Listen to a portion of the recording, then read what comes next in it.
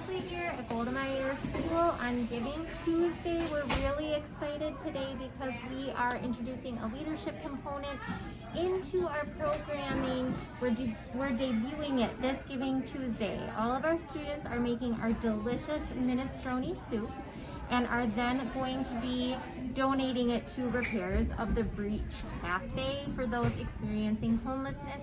Our students have also made wonderful cards for them, and they are really excited to be able to give back to their community this Giving Tuesday. Let's take a look.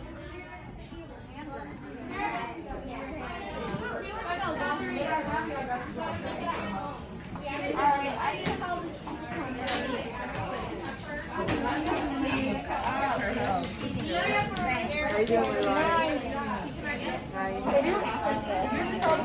I feel like I'm working in a secret. It is like that, yeah.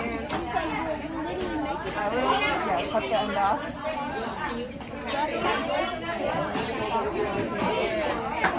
I'm gonna help you. You can rip the spinach. We need 2 cups.